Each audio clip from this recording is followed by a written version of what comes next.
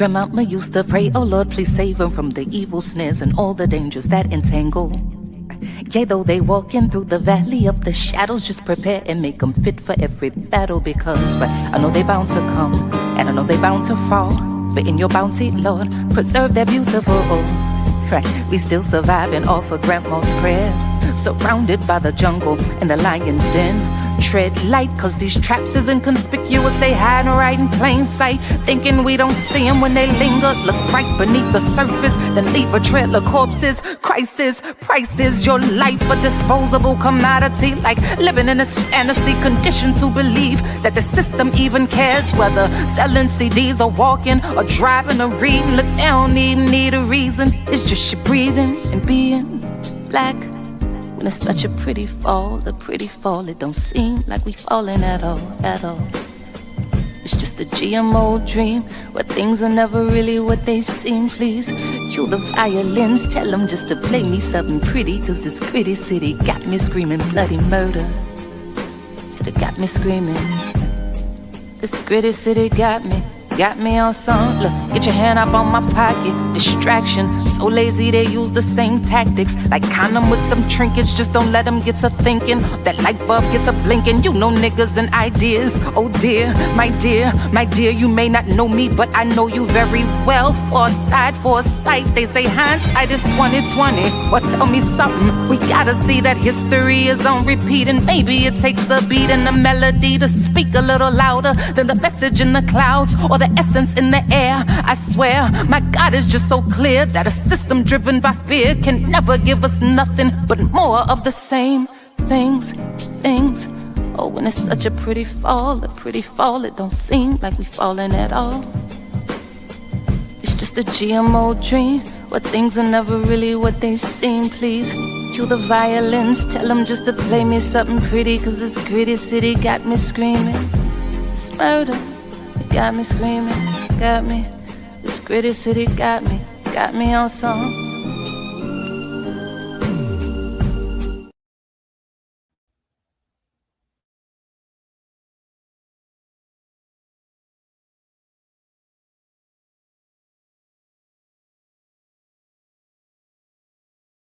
gonna say it again, folks, that I had the Helen Keller with. This is RSTV. We're in the building. It's been a while. It's been a minute. You know what I'm saying? This is blackpowermedia.org. Black Power Media Reloaded on your YouTube streets.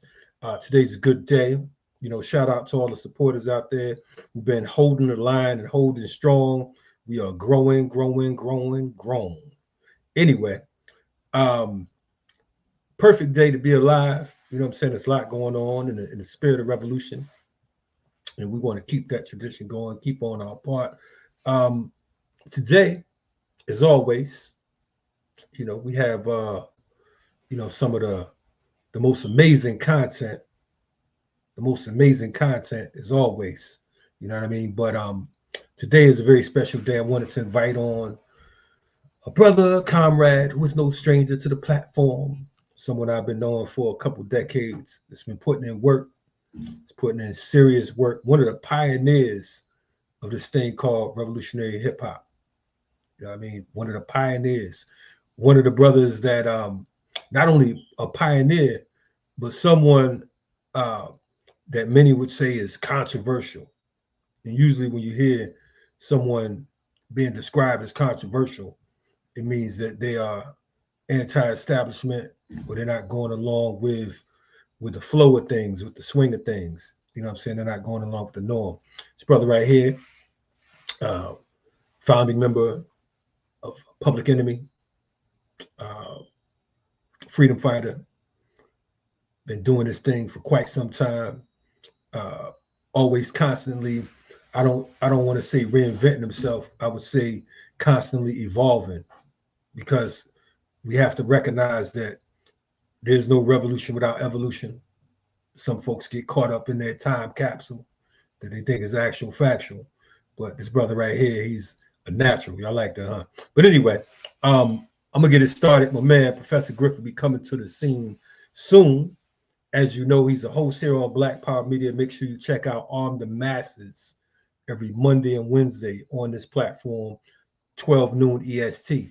We're gonna go to a quick break, and I'm gonna bring the brother back. I want to hit you with some of the things he's been doing as of late. One of his projects, the Soul Om Collective.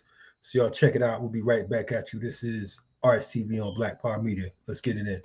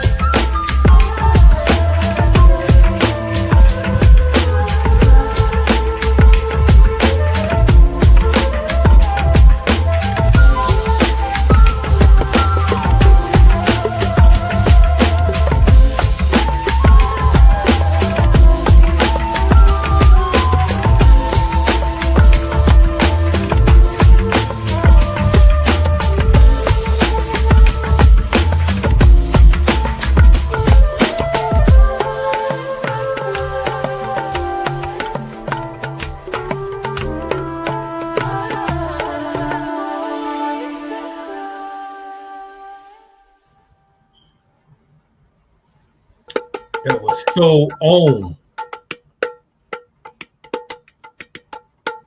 Professor Griff's in the building. Up. Okay. Oh, you got me on? You on? We're in the building, brother. Yo, I'm kind of I'm looking. I've been on the road with you, and I saw like cats the size of Big John Stud and the Junkyard Dog running, saying, "Griff, help! There's a problem outside."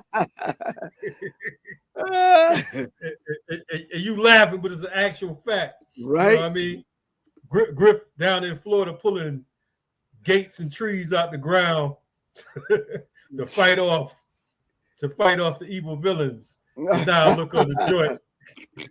I look on the joint. You on some smooth operator type joint, man. What's going on, man? Getting my What's happening, Sade man? on, man, for real. Okay. Shout out to Soul Lace. You got them ohmed out. It's all good. Dang. Beautiful thing. Let me ask you something. So, for folks who are not familiar with what we just saw, give us some background, because I know a lot of folks, they don't have the internet. Some of them, they're sleeping on the job or whatever. What did we just see? What you just saw and what you just heard. First of all, greetings to everybody. It's Professor Griff, and of course, one of those lucky members to be on Black Power Media Reloaded. And but yeah, what you just heard and what you just saw was the second iteration of the members that have woven their way through this thing called the Soul Om Collective. You saw the second set of individuals who are no longer with the group. Rashida is probably the only constant one. Rashida Ali, the flautist. Shout out. Yeah, shout out to Rashida. And you heard a beautiful, vibratory, energetic, 432 frequency vibration hitting your soul. You understand what I'm saying? On a song that I kind of put together early on because I wanted to at least offer something to those warriors in the field that can use this to meditate, to balance themselves out in the work that we do. Simple as that, Kalonji. Nothing too deep about it. I started it out with the Asapo Soul. I'm not sure if you remember my other project, the Asapo Soul. No and doubt. then as I saw what Soleil was doing in reference to her work with taking women on retreats and throughout the world, I said to myself, I have to offer the warriors something. But after the Asapo Soul, I started the Asante Soul, which was going to be the second album. But in between that, I put together the Soul Om Collective, and that is the first single that we put out called Sacred.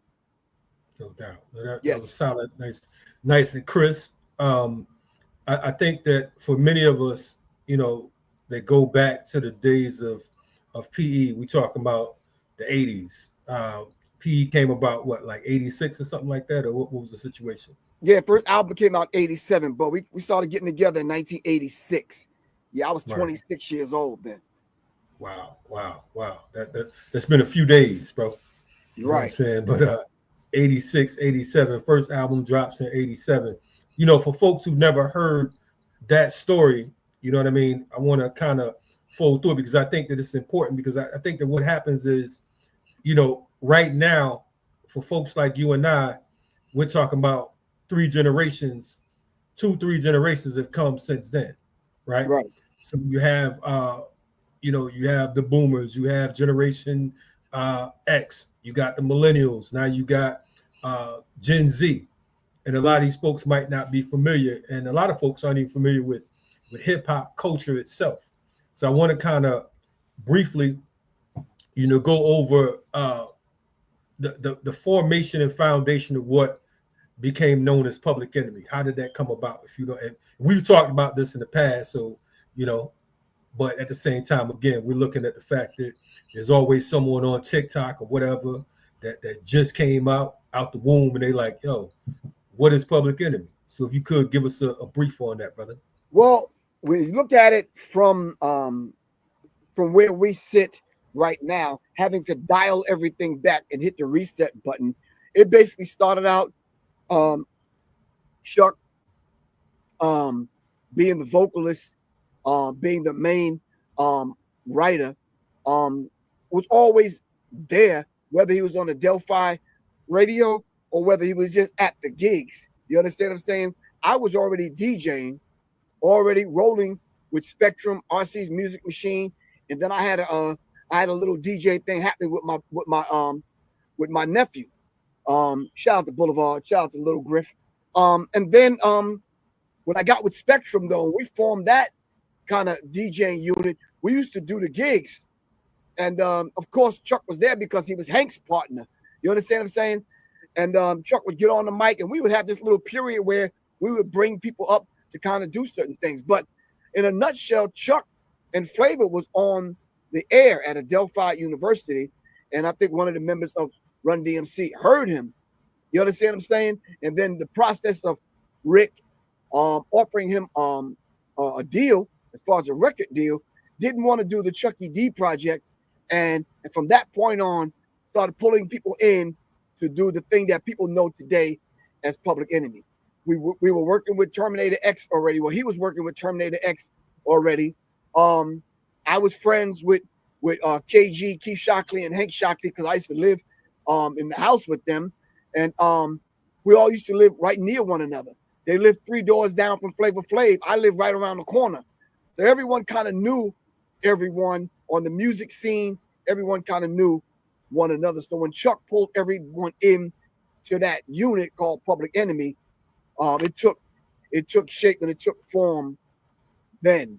It was a beautiful thing because everyone played their respective roles. Terminator played his role, borrowing the concepts from the Nation of Islam. I think I was the only one in the group with an X, Brother Richard 3X. So we just kind of borrowed that and called Terminator X. You understand what I'm saying? Terminator was doing the damn thing at that particular time. And then I think the whole idea of me being a very revolutionary, kind of studious, kind of dude, already active in martial arts and organizing and that kind of thing. I had a crew called Unity Force, and all of us, was working towards becoming black belts, and most of us were black belts. So we formed this thing called the Security of the First Force, since I already was doing security with Unity Force. So we hooked up this thing called Unity Force, and I brought the brothers in to continue to do the work. Flav and Chuck were already partners. You understand what I'm saying? So they were the ones that signed the deal as Public Enemy, and then me and DJ Terminator X signed on as Public Enemy Live, and I brought the S1Ws with me, Professor Griff and the S1Ws. And of course, the brothers that produced us was the Bomb Squad. Shout out to Eric Sadler, the Wizard KG. And we just kind of came together, man. No doubt. And this was out of Long Island, Roosevelt, correct? Roosevelt, Long Island. Yeah, we call it Strong Island, where we got a wildin'. That's the reason that we claiming that we're violent. No doubt. We're never silent, though. Word up. So another question around that. We're looking at, okay, y'all coming up out of Roosevelt, Long Island. Mm-hmm. At that time, for the rest of the world, it's safe to say y'all probably were the biggest group during that time to come out of Strong Island, right? So to go from, a relatively unknown area to touring the world, I mean, how did that work on y'all mentals, man? I mean, it's like, it seemed like it was all a dream. I don't want to quote Biggie, but I'm just saying, like, how did that feel? Well, let me correct something. We probably weren't the biggest group to come out of Long Island. Rakim, Eric B. and Rakim was on that same par with us, on that same level. And probably Rakim was probably a little bit more known than we were. Right. Yeah, EPMD. There was a groups before them, JVC Force and Liquid Pleasure, and some other groups. So Eddie Murphy moving to Long Island, growing up, coming out of Long Island, and then Dr. J, Julius Irving. So Long Island was known not only for Public Enemy, you understand what I'm saying? Word up. But it took its toll. You understand what I'm saying? Because when you start doing revolutionary work on a local level, you don't truly understand, having not traveled throughout the world, its impact that it would have on other cultures and other people on the globe. You understand what I'm saying? So, yeah, we saw what the music was doing, and then we saw the work that needed to come behind the music to do the revolutionary work that we did. No doubt. And as someone who has known you for some decades, and like I said, traveled, battled, giggled and gaggled, rattled, and all that, I'm saying? I'm on my rhyme shit today. Shout out to Server. I could say that definitely, Public Enemy, like many of us, Public Enemy inspired many of us, because it's like, you all provided an initial soundtrack, at least during our particular era, You know what I mean? To movement. You know what I Right. mean? Had us feeling like we wasn't in a bubble, because for so long, folks that were organizing, across the world, literally felt like, as I would say, is lonely in these streets. Sometimes Right. you know what I'm saying, you feel like, you the eyeball out. I'm not gonna get into the whole history of Public Enemy. Folks can do the research, you know what I mean? Because that's not necessarily why I brought you on. But let's just say, moving past Public Enemy as Professor Griff. You know what I mean? I know that, not only were you an artist, a martial artist, you had I believe you managed some artists as well for a while. Is that correct? Yeah, yeah. As a matter of fact, I did a small amount of work with helping to manage some stuff for Queen Latifah on the road. I was shopping Naughty by Nature's tape at the same time.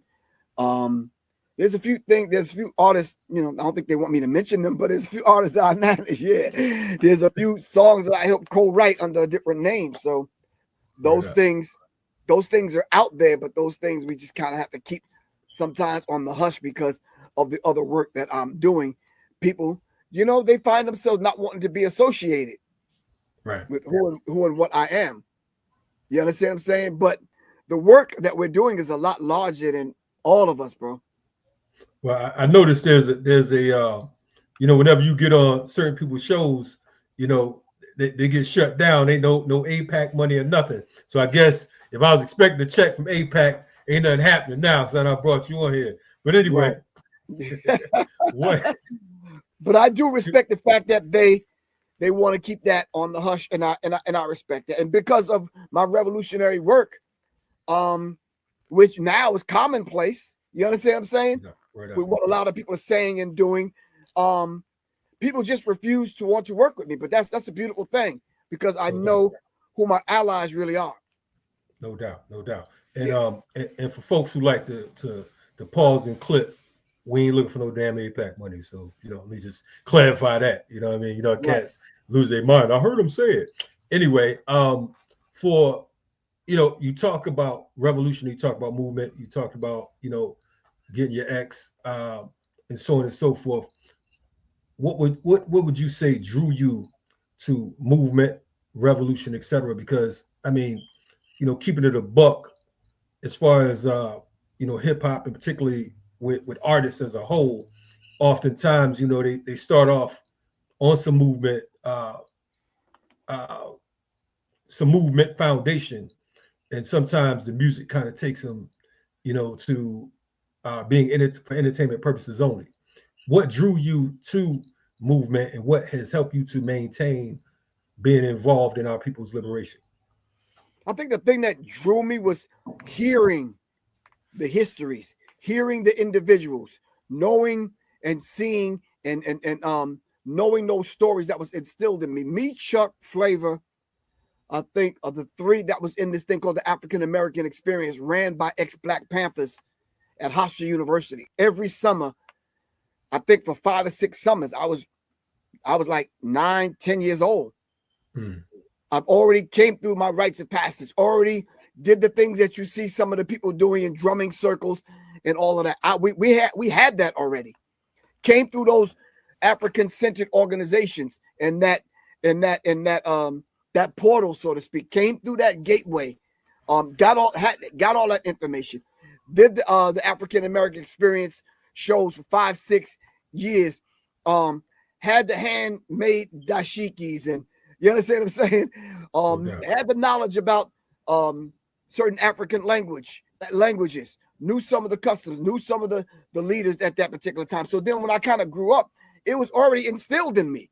So when I started hearing the stories about Africa and our connection to Africa, it was a beautiful thing. So then I think the thing that I can remember touching me, like just hearing what was going on in the South, hearing Malcolm, hearing little things about Che Guevara, hearing about the Mau Mau, hearing these things, and I just said to myself, okay, what can I do? I had 2 brothers that was already in the nation. You understand what I'm saying? So I knew I needed discipline, and the corny things that my mom was doing to keep me out of the streets, I respect it a lot more now because she had me in the cadets. Yeah, I was a cadet. She put me in martial arts because none of the Asian people were courting black money at the time, so there was no martial arts schools in black communities. So I used to travel to Baldwin and Mineola and other places just to get the martial arts thing until Erskine Matthews brought martial arts to Roosevelt. You understand what I'm saying? So I got my black belt in Kasugan and started studying other styles. You understand what I'm saying? So the discipline was there. And I think at that particular time, it dawned on me that the creator's molding and shaping me to do a bigger work. I was already DJ Griff in high school. So I knew records, new sound, new music. I was in a couple of bands. Then I went off to the military and got more military training. So right out of high school, went to military. But before that, I was DJ Griff. Came out of the military. I was already in a band with the gentleman that owns www.headquarters.com. HDQTRZ is how you spell it. Earl Holder. I was in a band with him in Fort Leavenworth, Kansas. So when I came back to New York, I already had the musical thing, doing things. So that's when the later on, that's when the Public Enemy thing kind of kicked off. So it drew me because I felt I had to do my part in it. Now, you know, growing up, you probably experienced this also. In your teenage years, you thought you was invincible. I didn't think I was living past 25. So I was just like, yo, I'm like, bring it, let's go. Shoot, what's up? You understand what I'm saying? That was my mentality. I didn't ever think that I was going to live to see 65 years old, having this conversation with you. Without a doubt. And I know how you feel. For me, I turned 18, I was in prison, and I was like, man, you know what I'm saying? It was the best day of my life. You'd have thought I just hit the lotto because, like you said, you know, growing up under certain conditions, you don't expect to move past certain spaces. So Public Enemy as a project, right? And I know I said I was moving away, but you brought me back there, so I got to go back. Before you go back, let me say this. I think that when I went to the military and they taught me how to use weapons. Oh yeah, that was one of the final pieces, man, of the puzzle. I'm like, oh, okay. And then I saw the movie by Sam Greenlee, The Spook Who Sat by the Door, whom I had a pleasure of meeting him through Dr. Khalid El Hakim in the Black History 101 Mobile Museum. I had the pleasure of traveling with Sam and being with Sam, and yeah, I'm like, oh, okay, I got it now. All right, but again, I apologize. Go on. No, and shout out to Sam Greenlee, man. That was one of my earlier interviews. I'm trying to dig in the crates and find that, you know, because I interviewed him back before he made his transition right years ago. But you know, when you all looked at Public Enemy, okay, folks signed on the dotted line. It's a group right now. I take it the music was damn near complete or something like that. You know, what was the was it looked at as, you know, we gonna go platinum, we gonna go gold, or we gonna just bust this thing out on this one joint and we out of here? We just gonna say, you know, bum rush the show and, you know, and that's it. What was the thoughts on it? Our thoughts was totally different. Our thoughts was get in the industry, shake it up. You understand what I'm saying? Unravel this joint, clear it out. You understand what I'm saying? Set off a revolutionary hand grenade, like chop, chop, plap, throw it in there, get out of it. You understand what I'm saying? And it is what it is. When the shrapnel hit, whoever it hit, it hit. You know, the lyrical shrapnel coming from Chuck D, whoever it hit, it hits. You understand what I'm saying? And we laid it out. Them sounds coming from the Bomb Squad was relentless. No doubt. You understand what I'm saying? So we wanted to get in, shake it up, and get out. So even with what we were saying in the interviews, you understand what I'm saying? We got in, set it on fire, and we wanted to get out. At the 2-year mark, something had changed in some of the individuals, and the whole scheme of things changed, and here we are. And that's a whole entire different interview, and that's a whole entire story to tell. Right. The story of my life and how that went down like that in reference to, you know, having this revolutionary kind of perspective on things through the medium of music, which is a whole different conversation.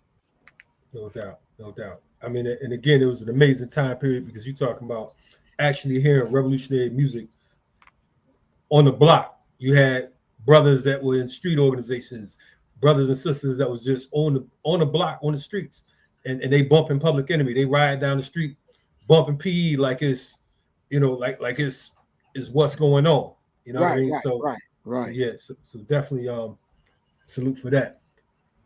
Moving along.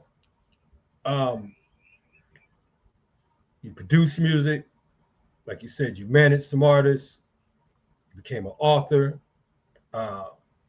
From the point that we met, I think that we officially met or officially began working together in some capacity in 2004. By 2004, you had already been in the game damn near 20 years. Yeah. Right? Yeah. In this particular era, in this stage, when we talk about sound and we talk about hip hop culture, what does it look like now compared to, like you said, 87? You know what I mean? Damn near what? Almost 40 years later?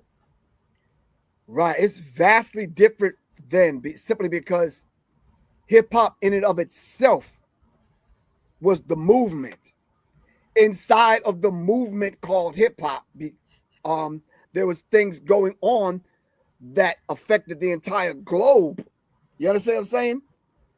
The 5 elements of hip hop affected the globe. When you're talking about breaking, just dancing in rituals and that kind of thing, borrowing that from our DNA coming up out of the continent, Africa, you understand what I'm saying? That affected the whole globe. Breakdancing, oh my God, it was ridiculous. Everybody wanted to be a breaker. And you seen the white dude recently on the floor of the Congress breakdancing. Anyway, graffiti, borrowing from the hieroglyphs, having to reinterpret that. For those of us that speak the bastard language called English, we took the cans, shook them up, and tagged everything moving. There was some fat chicks walking slow. We tagged them. You understand what I'm saying? So I'm saying it was a beautiful thing because we got a chance to get our art on. And then the whole idea of DJing, the innovation of that. Of course, there was DJs prior to hip hop doing their thing in Brooklyn. Shout out to Brooklyn. All right. But when it came up in the Bronx, it was a beautiful thing. It was a different kind of thing. The whole idea of just a break beat, giving honor and praise to all those individuals that did all those songs that we took those beats from was a beautiful thing. Last but not least, second to last was the MC who vocalized it all. Like you trying to be an MC right now or today on this show. It's in our DNA, it's in our veins, it's in our blood. You understand what I'm saying? We always did things with rhythm. We told our story through rhymes. Then last but not least, the 5th element, which is knowledge of self, knowing thyself, synthesize all of the 4 elements, all right, which bring us to where we are today. The literary work of hip-hop scholars and hip-hop activists and revolutionaries. No doubt, no doubt. I like the way you laid that out. And speaking of literary work, I had to go on the shelf and pull out this oldie but goodie analytics. If y'all don't have this right here, I think this is from 09 over here. You know what I'm saying? Real dope book, a number of different interviews. At the time, it was 20 years of conversation and interviews with Public Enemy's Minister of Information. That was 20 years, and that was about 14 years ago. So we talk about 14, 15, 16 years ago, about 35 years or more. Yeah. You know what I mean? I think that worth of interviews. In fact, a shameless promotion for those y'all think I ain't been here. Chapter 9, check that one out. Anyway. Right. Yeah, but anyway, so you mentioned literary, you mentioned sound, and you mentioned how the impact of hip hop on the continent of Africa, right? Which brings me to the reason I invited you on today. New book, new audio book. Yeah. And shout out to you on that, because I've been wanting to do an audio book for years, and here come Griff dropping the audio book before we could do anything. You know what I mean? The audio book is called The Birth. You know what I'm saying? It's based on the the sacred traditions of the Himba tribe of Namibia, which is in Africa, of course. Professor Griff, a hip-hop legend, educator, and cultural truth teller, takes you on a journey into the spiritual frequency of life's first sound, the song of arrival. Talk to us. I had the opportunity to check out this audio book. I want to start off by saying salute to you, because it's not just you chatting. It is a book that the particular version that I listened to, it was melodic. And again, it goes back to when I played the Soul Om and the Soul Om Collective in the beginning. You know, I'm listening to it and I'm vibing out. Now I'm forgetting it's you. You know what I mean? I'm trying to. I'm like, how can I be calm when Griff talking? That just don't. You know what I mean? That's an oxymoron. You know what I mean? So I'm sitting there, but I'm listening, and the vibrations, the frequencies, so on and so forth, was fire. You know what I'm saying? It's something that I honestly recommend. A lot of times, you know, we have folks on, and I almost gotta trick myself into telling people that they should listen to something. You know what I mean? I be like the church. I say they make a joyful noise. But for folks who are not familiar with the birth, give us some background and why you chose to write about something or to speak about something in regards to the Himba tribe in Namibia. Tell us what that's all about. Give us some history, some backstory. Well, when I first started putting together the lecture dealing with sound frequency and vibration, it started out some time ago when we set in motion this idea of hip hop and black culture when it comes to black music being weaponized. So the whole idea of the weaponization of black music, which I did that lecture with Dr. Wesley Muhammad. I did that lecture with Black Dot, Supernova Slum, Red Pill, Blue Pill, and a few other people. So we started talking about how they weaponized it. All I did was borrow that concept from Fela. Fela said they were going to weaponize the music and use it against us. Do you understand what I'm saying? So in studying that, I just said to myself, okay, I need to do a deeper dive and see what the music is actually doing to us on a cellular level.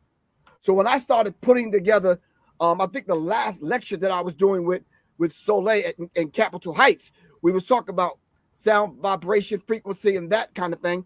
And once put my lecture together, I ran across the study of the how the Himba tribe, the women of the Himba tribe, their children call not only themselves to birth, but they call and teach the woman the song before coming to birth. Now, there is a cartoon that's out now, Keriku. I'm not sure if you're familiar with Keriku. Absolutely. Yep. All right. So I'm watching Keriku, and it's reminding me of the Himba tribe. So I just said, let me put it in the talk so women, mothers, aunties, grandmothers can take that part of the lecture and run with it. And that part of the lecture is only about 5 slides. But when Nia, our sister at Madu Bookstore, heard that part of it, she pulled me aside after the lecture and said, now I was lecturing on Now You Know, a different children book.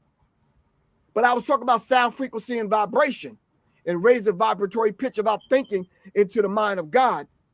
When I started talking about the idea of every birth is the rebirth of an ancestor, she pulled me aside after the talk and she says, you got to write that book. So I started putting the book together and just kind of borrowing from my different lectures that I did on frequency, sound, the weaponization of hip hop, the weaponization of black music and black culture. And I started, and I only just focused in on those 5 slides. Those 5 slides led me to about 100 slides, and that led me to do the audio book. And it started out with that one slide where it says, every birth is the rebirth of an ancestor. The birthing song of the Himba tribe, the women of the Himba tribe in Namibia. Why Namibia? Because we have certain practices that are not even told to black people here in America.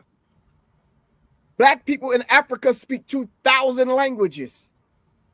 You know, there's over 60 languages alone in Burkina Faso. So, and a lot of those stories are never even told. When we talk about nursery rhymes and children's songs, how come we don't read this to our children? This is why I'm encouraging everybody to go download the audio book, because this is something that you could listen to and it's not offensive to you, your grandmother, or your child. Right. You understand what I'm saying? So those 5 slides, I said I turned into a whole entire book, which will be out this winter. But I said, let me put out the ebook and let me put out the audio book, just to kind of groom people, to get them to understand what the Himba tribe meant, not only to women in America, but women throughout the world, and our connection to our children via this birthing song. No doubt. No, and it's definitely a powerful piece, man. And we give thanks. Shout out to our sister Nia over at Madu Books in Atlanta. For folks who, if you're in Atlanta or you come to Atlanta, make sure you check out Madu Books right in the Greenbrier Mall in Atlanta. I want to, from the book, one of the things you talked about, you said the Himba women, they saw how songs calm the baby in the womb. Right. And they saw how chanting healed the sick. Speak on that. Well, even right now, today, as women are preparing to go through that 9-month period of a baby growing in their womb, it is encouraged by therapists. It is encouraged by doctors, physicians, midwives. It is encouraged by elders for women to listen to a softer sound, because even in the womb, babies can hear every note, every frequency, every vibration, every argument, every prayer. The baby, this is shaping and molding the child. So the baby hears everything that's going on in the world. This is why it needs to be calm around the women. Women that are carrying a child need to eat in peace. All right, need to listen to softer music. Even music will mold and shape on how the baby moves, and even in the transition coming into a physical plane, coming out of the womb, the birthing process is easier. So music plays a big role. But with the Himba tribe, the women, it says the culture that summons the babies into the womb by singing. So the baby is shaped and formed by frequency, sound, and vibration. All right. So then when we're talking about the Himba birth song itself, everyone has a quote unquote birthing song. You just need to discover it and figure out what it is. It says of all of the African tribes still alive today, the Himba of Namibia in Southern Africa is one of the few that counts the birth date of the children, not from the day that they are born nor conceived, but the day the mother decides to have them. And how the mother decides to have them, the child decides to come to birth at the time that the child needs to be put on the earth for its assignment. Kalonji Changa, in what he's doing today, is carrying out his life's work, which is your assignment. Professor Griff is doing the same. If everyone would tap into that, they would see that they were put on the planet to do what they're doing right now. When the Himba woman decides to have a child, she goes off and sits under a tree alone and listens until she can hear the song of the child who wants to come to birth. So it's the child that's teaching the song to the mother. The mother goes now, because she has to sit under a tree, meditate, and listen to the netters. Pull those notes out of the wind, out of the vibratory frequency and what's going on the planet. Pull those notes together, and her and the child make that song. And then she teaches it to her mate, who she will actually have intercourse with and lay down and conceive the child. But the child is already destined to come. The birth date and the due date is already set. You understand what I'm saying? This is why the idea of C-sections and all that stuff is out of bounds. You don't do that. Let the child come to birth when the child's supposed to come to birth. But when a Himba lady decides it's time to have the baby on a windy day, she goes and finds a palm tree and she lays under it to relax. And she lies there and she listens carefully to the sound of the wind, hoping to hear the song of the baby who's yet to come to birth. No ordinary song this is, Kalonji. This is a divine song connected to your divine assignment. We're talking about a cosmic destiny. that the child has to fulfill. You understand what I'm saying? This song will live with that child for the rest of his life. And we have to understand that particular dynamic. After she hears the song of this particular child, she comes back to the man who will be the child's father and teaches him the song. They teach it to the village, to the midwife. Everyone knows the song. So when she makes love to physically conceive the child, they sing the song together. Now, how does that play out in modern day context? You know, when you had your child, when you invited that sister over, your ass lit the incense, you put on Luther, you got it right, you done fluffed up the pillows, you understand what I'm saying? You made sure your side chick wasn't coming through. Your homie, you was like, yo, I think I found the one. You understand what I'm saying? You did all this preparation, had her over, and then you even tried to sing. You understand what I'm saying? With your scratchy voice. You was like, that was the wind from the tree, bro. You let Luther and Smokey do the singing, but nonetheless, there was music involved. Am I right or wrong? Without I don't know if I should answer that. Yeah, without a anyway, she remember when she hears this. Anyway, when she becomes pregnant, the mother teaches the child song to the midwives and the older women in the village so that everyone knows the child's song. And that's for a divine reason, simply because every point in the child's life, right, that song is being sung. The conception through song, all right? The whole idea of sharing it with the father, the whole idea of sharing it with the community. There are songs that we used to sing together in ritual. You understand what I'm saying? Guiding the child's life. So when the child gets hurt, what do? We sing that song. When the child enters into the first realm of school, we sing that song. When the child comes of age through the different important times in that child's life, coming into manhood, from boyhood to manhood, we sing the song. Marriage, when he meets his future wife, we sing the song. It's a death song. When we lay him to rest or her to rest, we sing that song. That song follows that child through every aspect of that particular child's life. That's why it's called the birthing song. Let me and I'm glad you broke it down like that. It's definitely something to not even think about, but really just ingest and digest.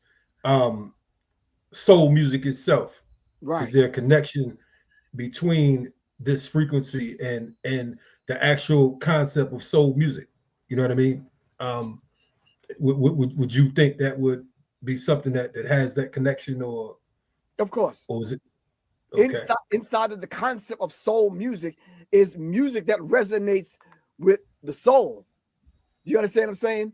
So there's not one particular format in the way that it's done, simply because it's a divine connection right to the soul, and you only know it when you hear it. That thing that pulls you back to you being centered and grounded. You know what your song is. You understand what I'm saying? Only you and your mom and your dad know those particular notes that was formulated that helped shape and mold you in the womb. You understand what I'm saying? We have to kind of know and understand what those things are. So what do we do in a modern day context? We call it soul music. What happened after soul music? Because we had rhythm, and we was going through turbulent periods. We said we had the blues. So we just turned around and coined the phrase R&B, rhythm and blues. Do you understand what I'm saying? Because we spoke about our blues and our downtimes through rhythm. But even prior to that, the griots were brought over here and they still told the stories in rhythm. We formulated and shaped the instruments, Kalonji, out of the remembrance of what we were doing in the womb. We formulated and shaped the instruments that we would use to even make soul music. The piano comes from Africa. It comes from us.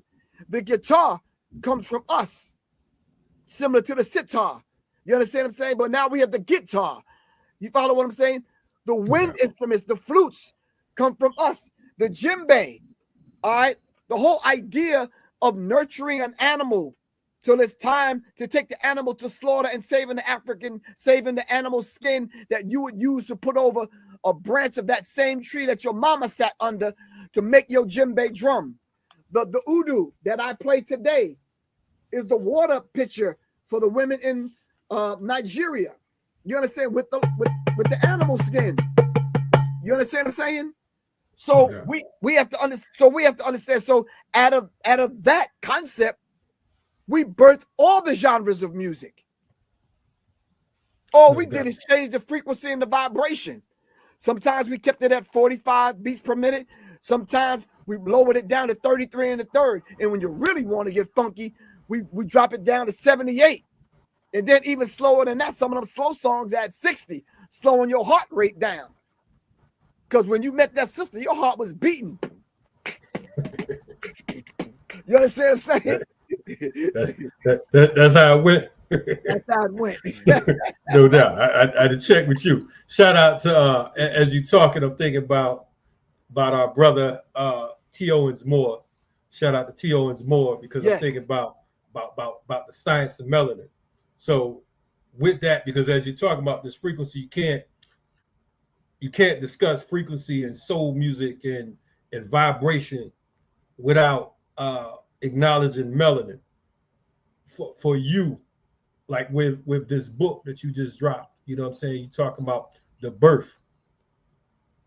What role does melanin play in this frequency, or what role does this frequency and this music and this sound play in melanin? Because I'm listening, and again, I'll go back to what we talked about in regards to Public Enemy, tapping into our melanin, tapping into our consciousness, so on and so forth, when we first, got a dose of it, right? Right. So I'm wondering, what role does it play with the melanin? How does that, how does this frequency move in your opinion? How does it connect? Very, very good question. Simply because Dr. Layla Africa, now ancestor, teaches us that when we talk about melanin lines every aspect of the body. Shout out to Dr. Suzar also. Yes. It lines every part of the body, including the ear and the inner ear. So even when we hear certain frequencies, vibrations, and tones, beats, and that kind of thing, even when we hear it different than any other people on the planet. So much so, we even hear the sound, the missing sound that's not there. You ever been at a club and you getting down and you in it, and then the DJ just kind of shut it off and the people still moving? You understand? Right. Simply because the frequency and the vibration is already recorded in the melanin. You understand what I'm saying? So the melanin is filtering it. And then we get supercharged simply because we have a higher concentration of a different kind of melanin that T. Owens Moore teaches us, and Dr. Suzar and Dr. Layla Africa. So melanin plays a very key and instrumental part in that, simply because when the woman from the Himba tribe sits under the tree, a melanated tree, thank you, all right, and she's nourishing herself with food that has melanin in it. Plants have melanin in it. And we're making that divine connection back to the cosmic source, back to the plants, back to everything that energizes us. Of course, she has to be able to sit and listen to those frequencies and those particular tones coming from a child yet born. So can you imagine that? Okay. So imagine not having melanin and having to tune in. You see, when you get in your car and you want to tune into a certain station, shout out to WRFG. When you want to tune into a certain station, you got to hit it at its frequency. What is its frequency? You understand what I'm saying? And the only way you'll be able to pick that up if your tuning is right, if you're in tune. Even when people get in the studio and want to sing songs, if you're not in tune and in key, you understand? They might have to tell you to go sit this one out. You following me? So the woman having melanin tuned into the child's frequency, here's those notes to put those notes together that will ultimately get fed back to the child and help form and inform and tune the child to a certain frequency. So when the child comes to birth, Kalonji, already knowing. This is what I'm trying to get people to understand on a deeper level. already knowing. People want to argue with me about this whole concept of belief. Brothers and sisters, if you're on this level, you're past belief. We're beyond belief. You understand what I'm saying? We're past the concept and the idea of knowing. You understand what I'm saying? We're at the phase where we're becoming our song, becoming your birth song, if you know it. Word up. No doubt, no doubt. Chapter 2, you talk about sound before flesh, and the body is secondary and spirit is primary. Yes. Let's talk about that. When that song gets a hold of you on the dance floor, whatever song you like or whatever song you listen to, are you in control at that point? Not at all. Your body is Holy doing. Ghost. Your body is doing what the frequency and the vibrational pitch and tone of that song is dictating to your body to do. But prior to the body getting it, your soul has to get it. You understand what I'm saying? This is why James Brown was able to come along and not and twist the English language and grunt half the time. And we knew though. We knew what James was talking about. Right. Give me some. Clap. Hit me. You understand what that was? Yeah. When Otis Redding came along and we heard Sitting on the Dock of the Bay, and he ran out of lyrics and he just started whistling. We knew what that was. It was speaking to us. And we was cool with it. Right, exactly. So when we start talking about the whole idea of before the flesh, it was sound, it was frequency, it was vibration, it was the song. Before that, remember the story, the sister sat under the tree and it was silence. She had to listen for the notes and the tune to become in tune. You follow what I'm saying? So the body took form and shape depending upon the song. This is why the tradition that's at the foundation of certain tribes around the globe, they chant. The prayer among the Muslims is a song. The 5 prayers a day is a song. How scripture is written is in rhythm, is a song. This is why the children in Islam are made to recite the Quran, the Holy Quran, verbatim, at a rhythm. Each surah in degrees and in steps, almost like verses. You understand what I'm saying? Almost like a chorus. You follow what I'm saying? So it's very, very important to know and understand before there was flesh, there was the song, there was sound, there was spirit inside of the vibration. Or vibration in the spirit. It's like shouting in church. You know what I'm saying? Folks get the Holy Ghost. Exactly. Jumping around and whatnot. They feel that vibration. They feel that frequency and whatnot. Right. That organ. Yeah. Even before there was light, there was sound. That's before there was a sound, there was silence waiting to become a song. You understand what I'm saying? Word up. Yeah. You checking out RSTV. This is Black Power Media. We got my man Professor Griff in the building. We're talking about the birth. Griff, how can they get the birth? You know what I'm saying? How can they make that flesh? How can they make that sound? How can we do that? What's up with that? In order for you to get the birth, I think it would behoove all of us to start looking back 7 generations behind us. What are we going to leave for them to listen to? You know, the energy and the frequency and the vibrational pitch of these cats, these YNs now is changing now. You starting to hear it? They're starting to snitch on one another. They're trying to come to their senses. All right. Well, now, what are we going to give them now that the paradigm shift is happening right in front of us? You understand what I'm saying? Right. So, in order for them to get the birth, they got to go to www.professorgriff.bandcamp.com. www.professorgriff.bandcamp.com, or they could just text me 678-557-2919. I'll send them the link to get the birth. There's 3 different versions up there. There's one for grandma. There's one with some ambient kind of vibratory frequency that's just soothing at a certain hertz, 432 hertz, that's laying there for you, and with an ambient kind of vibration to it. And then there's Afrobeats version, which I think is a beautiful thing. Put the headphones on, relax, and listen to the birth. You understand what I'm saying? You can go right to my Bandcamp page and get it right there. That's the beautiful one right there. No The doubt. Afrobeat version audio book. Listen to it and vibe out. No doubt. That's the one I was checking out. I think definitely it's worth your time. It's worth your coins. Definitely support what our brother Professor Griff is doing. I would say, man, you know, again, just on the strength of evolution and us being grown men, being adults and growing up, hip hop and the culture, so on and so forth. This is a intelligent progression.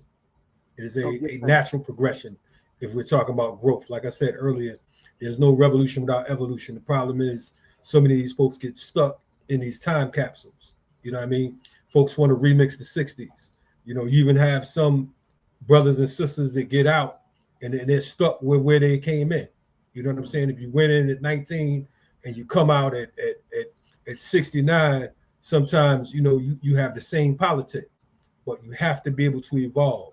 And I'm not saying that out of disrespect. I'm saying it because we must get free. We must have liberatory vibrations. And this right here, this frequency that you're coming with, you know, I applaud you for it. I think it's a gift to our culture. And I think that, you know, had you been on Sony or whoever else, one of these other Vipers, then of course it would have been bumping all the way through. You'd have been walking around, you know what I mean, you know, like you had a flute or something, you know what I mean, and doing pop-ups, and you'd have been on point. But since that's not the case, you know what I mean, you got to take the long route. And we here at Black Power Media, we're going to support and co-sign what the brother's doing. Make sure you check out Professor Griff right here on Black Power Media.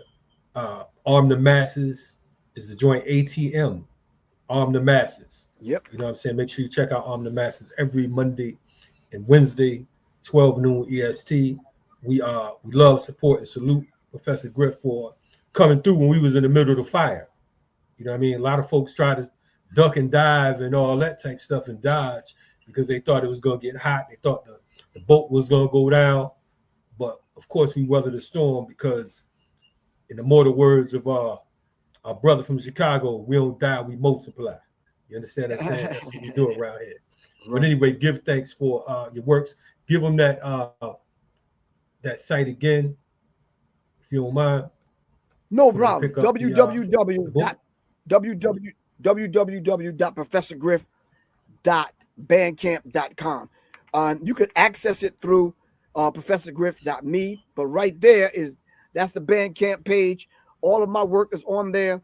I think the first 3 or 4, the last 3 or 4 projects that you see on there is The Birth. I just re-released after some time now. I just re-released the 7th Octave. I had a band back in the day that was doing it. Yeah, he fronted me off. I was trying to get on the band, man. He kept fronting at me. I'm like, yo, let me audition, Griff. He's like, nah, right. Man, we ain't got no more room. Right. But The Birth is one of those projects, Kalonji, that's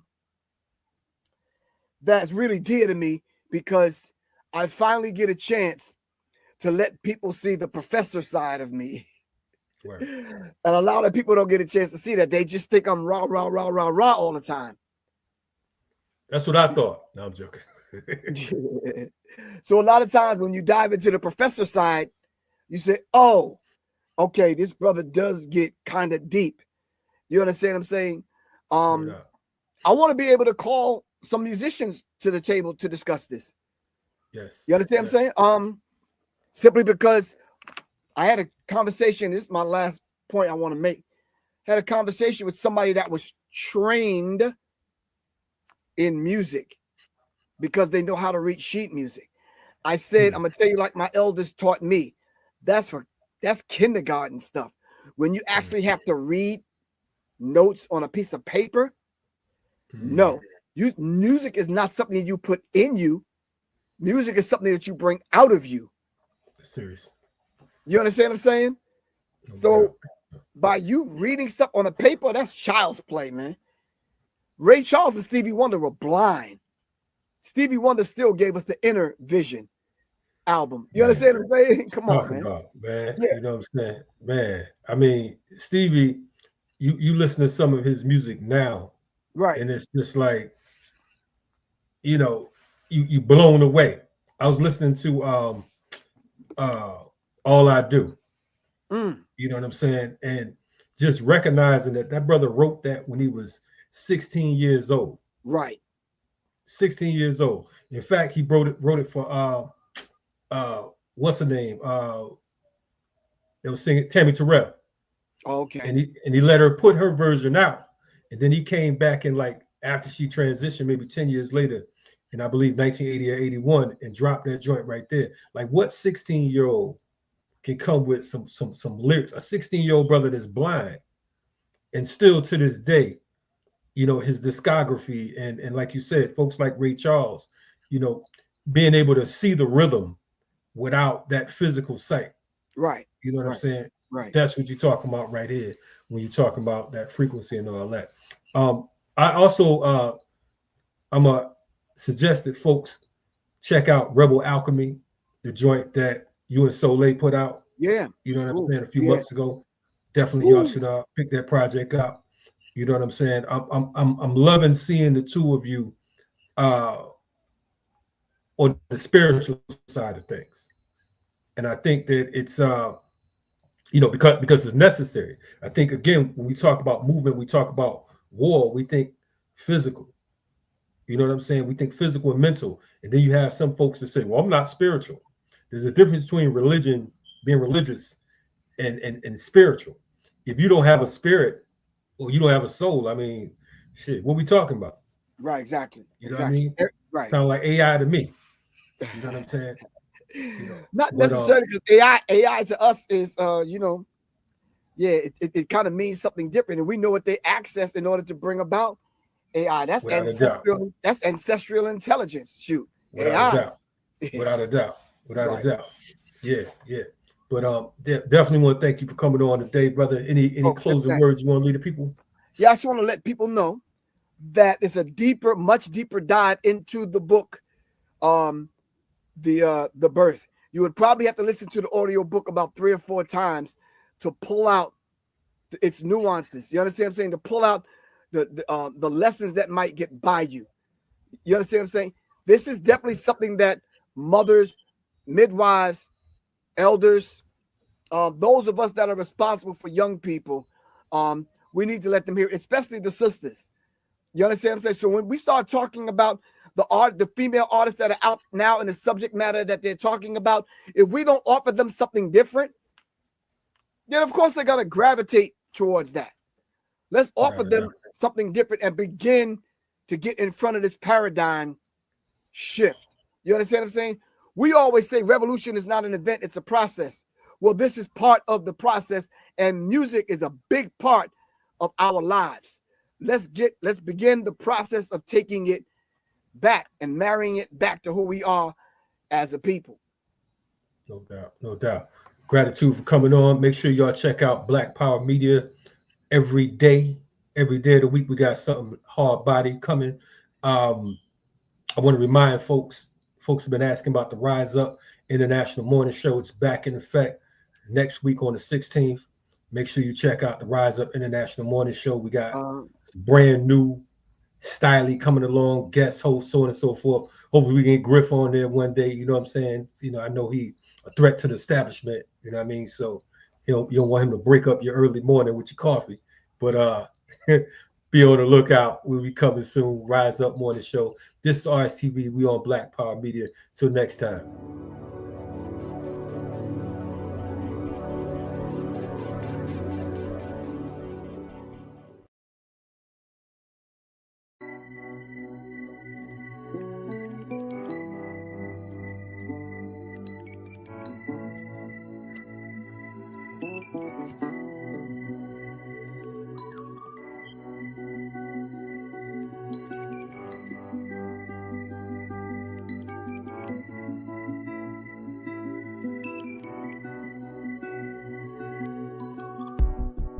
Sometimes the riot is a quiet one. Well, the battle is to love yourself and function in society where voices of reason are muted by anxiety, like gaining notoriety is selling your soul. So we tend to go no deeper than the shallow water level, trying to keep us overhead in the face of all the slurs and the stares.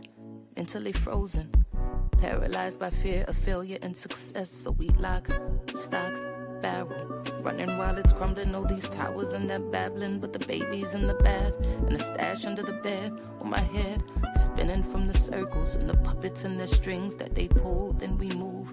Reactionary warfare never produces winners on the field. Feeble and foolish, what tools and what weapons are we using? We need some new ones. Real revolution, it's real solutions. Well, we've taken on the ways of the ones who conquer with their guns and religion and division. Got my inner me looking like my enemy. Real revolution, where my inner me really a mirror for the galaxy. New time, brand new paradigms, new contracts to sign.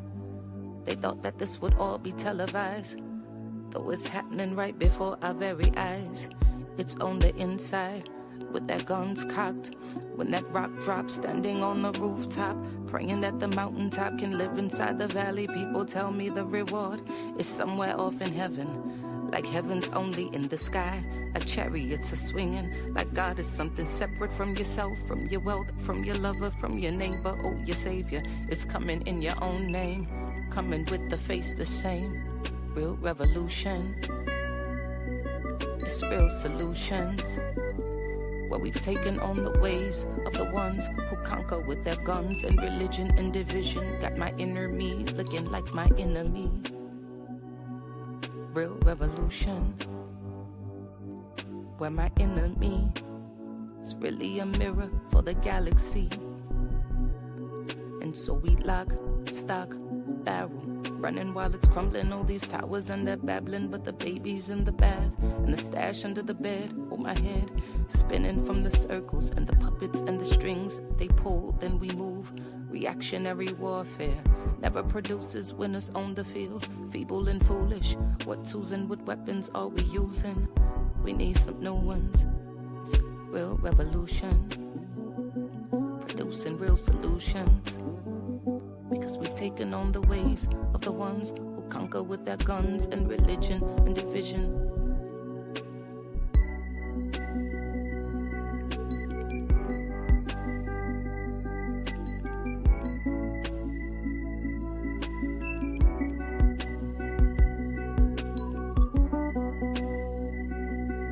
Real revolution,